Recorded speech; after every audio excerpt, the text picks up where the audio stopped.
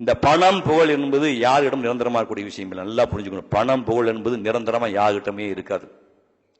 நாகராஜ பாகவதர் இப்போ 60 வயசு தாண்டவங்களுக்கு எல்லாம் தெரியும், மோகன் கன்சாமனுக்கு எல்லாம் தெரியும். 7 மன்னன் தியாகராஜ பாகவன் பேர் வாங்கினாலும் வெறும் 14 படம் தான் நடிச்சு உலக புகழ் பெற்றாரு. ஒரு தீபாவளிக்கு படம் ரிலீஸ் ஆகுது, அடுத்த தீபாவளி 3வது தீபாவளி கண்டது. இந்திய வரலாற்றிலேயே தங்க பிளேட்ல சாப்பிட்ட ஆளு, தங்க பிளேட்ல தங்க தமிழ் சாப்பிட்ட ஆளு தியாகராஜ பாகவதர். வெள்ளக்காரன் கேட்கறான், யுத்தம் நடக்க போகுது, எனக்கு ஒரு உதவி வேணும்னு கேட்டான். தியாகராஜ பாகவதர் நாடகம் போட்டு கொடுத்தாரு, கச்சேரி வச்சு கொடுத்தாரு. யுத்தம் முடிஞ்சது, உனக்கு என்னையா வேணும்னு கேட்டான்.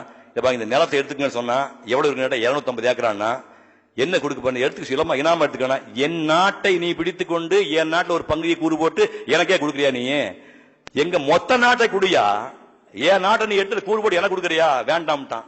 அந்த இடம் தான் திருவரம்பூர் ஊர். திருச்சி பல திருவரம்பூர் ஊர் ஆயிருக்கு. ஆனால் அந்த தியாகராஜ பாபு இறந்து போன போது 110 ரூபா கொடுத்து பாடியை வெளியெடுக்கிறதுக்கு ஜெனரல் ஆஸ்பத்திரியில் ஆள் வரவில்லை. புகழ் புரிந்து கொள்ளுங்கள். அப்புறம் ப்ரொடியூசர் எம்ஏ வேணு வந்து பாகவதர் பாடியை திருச்சிக்கு எடுத்துட்டு போய் அடக்கம் பண்ணார். அது வேற விஷயம். எவ்வளவு பெரிய ஆளா இருந்தா இதுல தப்பிக்கவே முடியாது. புதுக்கோட்டையில 46 வீடு பி. சின்னப்பா மாபெரும் நடிகர் 46 வீடு வாங்கும்போது புதுக்கோட்டை ராஜா சொன்னாரு, இல்ல பாரு, இனிமே இந்த சின்னப்பா வந்து இந்த ஏரியாவில் வீடு வாங்க கூடாதுங்கடா, ஊரே வாங்கிடுவான் போல சொல்லி உத்தரவு போட்டாரு. யார் வாங்கக்கூடாதுன்னு. அவருடைய மனைவி தாம்பரம் பக்கத்திலே புறம்போக்கு இடத்துல 10 அடிக்கு 10 குடிச்சு போட்டு குடியிருந்தாங்க. எம்ஜிஆருக்கு தகவல் போகுது, தயவு செய்து நான் எம்ஜிஆர் சொல்ல தெரியும், பி. சின்னப்பா ஒய்ஃப், இந்த 10 அடிக்கு 10 நான் கரையம் பண்ணிக்கிறேன், ஆஜியம் பண்ணிக்கணும்னு சொன்னாங்க. ஆண்டவுடன் செய்தி எம்ஜிஆருக்கு போய் அந்த உத்தரவு போட கூட அந்த அம்மா செத்து போயிட்டாங்க. இதுதான் மனித வாழ்க்கை. நான் உங்களுக்கு புதுசா சொல்ல வேண்டாம். விஸ்கோஸ் எவ்வளவு பெரிய கம்பெனி, கட் பண்ண முடியுமா? விஸ்கோஸ் அண்ணன் சொல்லுங்க. விஸ்கோஸ் எவ்வளவு பெரிய கம்பெனி. வெங்கட்சாமி நாயுடு எவ்வளவு பெரிய ஆளு. வேரிஸ் வெங்கட்சாமி நாயுடு, வேரிஸ் விஸ்கோஸ் கம்பெனி. தென்னிந்தியாவின் சிசுவிட்டியம் பேர் வாங்கின ஆளு SS வாசன். சந்தை நகர் படத்தை வந்து எடுத்தாரு. 1948 எடுத்து 678 பிரிண்ட் எடுத்த உலகத்திலே முதல் படம். ஔவையார் படத்தை வந்து 1942 ஸ்டார்ட் பண்ணி 54 ரிலீஸ் பண்ண 6 வருஷம் ஔவையார் படத்தை எடுத்தாரு. KP சுந்தராம்பாளுக்கு 4 லட்சம் ரூபாய் சம்பளம், யாருமே வாங்கிக்க முடியாது. அந்த வாசன் வாழ்ந்த வீட்டில் இப்போ சாப்ட்வேர் கம்பெனி வந்துடுச்சு. போகும்போது எதையும் எடுத்துக்கொண்டு போக முடியாது. உங்க பிள்ளைகளே விட மாட்டான். வரும்போது சும்மா வந்தோம், போகும்போது சும்மா தான் போக போறோம். இந்த மண்ணுக்கு நீங்க ஏதாவது பண்ணிட்டு போகணும். அதுதான் கடைசியில் நிற்கும். ஒரு புலவஞ்சன் அக்கீரை, ஏதாவது செல்வம் அதிகமாக ஒரு மனிதன் கையிலே சேர்ந்தால் அது எல்லாரும் இந்த மக்களோட பங்கு போட்டுக்க, உனக்கு வச்சுக்க, முளவட்டிக்கு வச்சுக்க, பங்கு போட்டுக்க, இல்லாவிட்டால் அந்த செல்வமே உன்னை அழித்து விடும் ஒரு பாட்டு சொல்றான். இந்த ஆழிசூழ் உலகத்தை தான் ஒருவனே ஆள வேண்டும் என்று நினைக்கின்ற பேராசை பிடித்த ராஜாவாக இருந்தாலும், வனவிலங்குகளை வேட்டையாடுவதற்காக இரவு பகலாக காடுகளிலே சுத்துகின்ற காட்டு முன்னாடியாக இருந்தாலும் எல்லாருக்கும் 9-2 கூட சோறு, உடுப்பது மேல துண்டு கீழே துண்டு, மற்றபடி பசி பிணி மூப்பு இறப்பு காதல் காம இல்லா உண்டான். அரசன் ரத்தம் சிவப்பு, ஆண்டியின் ரத்தம் சிவப்பு. அரசன் விரைவிலே துர்நாற்றம் வரும், ஆண்டியின் வேர்விலே துர்நாற்றம் வரும். ஆகவே மனிதா, அளவு கிடந்த பணம் வந்தால் அது உன் சமுதாயத்தோடு பங்கு போட்டுக்கொள் என்று நக்கீரன் 2500 ஆண்டு மேல் பாட்டு சொல்லிருக்கான்.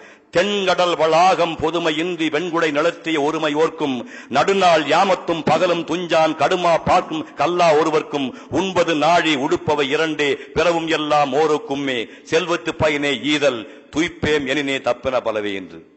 அதை புரிந்து கொண்டு நீங்க நிறைய சம்பாதிங்க, குழந்தை குட்டியோட அன்பாருங்க, பொண்டாடி தெய்வமா வணங்க, புள்ள குட்டிமா பாசமா இருங்க, உலகத்துக்கு நீங்க பயணப்படாம வாழ்க்கை அமைச்சுங்க. அதாவது உலகத்துல பாத்தீங்கன்னா ஒருத்தங்கிட்ட பணம் இருந்தா அவங்ககிட்ட படிப்பு இல்லை, படிப்பு பணம் இருந்துச்சுன்னா அவங்ககிட்ட வந்து ஆரோக்கியமா உடம்பு இல்லை, பயில்வானா இருந்தான்னா நல்ல மனைவி இல்லை, நல்ல மனைவி பிறந்தா அவனுக்கு குழந்தை மோசமா பிறகுது, நல்ல குழந்தை பிறந்தா செலவு காசு இல்லை, கொடுக்கறதுக்கு மனசு இருந்தா கையில காசு இல்லை, காசு இருக்க கொடுக்குற மனசு இல்லை. இப்படி ஒன்று இருந்தால் ஒன்று இல்லை என்பதுதான் மனிதனுடைய வாழ்க்கையில. ஆனா நம்ம பெரியவங்க என்ன பண்ணிருக்காங்க, எல்லாம் பெற்றவன் தான். அதாவது நீண்ட ஆயுள் வேணும், நோயற்ற வாழ்வு வேணும், மாறாத இளமை வேணும், உயர்ந்த கல்வி வேணும், அன்பு குறையாத மனைவி வேணும், சலிப்பு இல்லாத வாழ்க்கை வேணும், பெருமை சொல்ல பிள்ளைகள் வேணும், கொடுக்கறதுக்கு மனசு வேணும், அதுக்கு பணம் வேணும், இறைவன் மீது பக்தி வேணும். இது எல்லாம் சேர்ந்து வாழ்வன் தான் முழுமையான மனிதன் சொல்லி ஒரு பாடல் வருகிறது.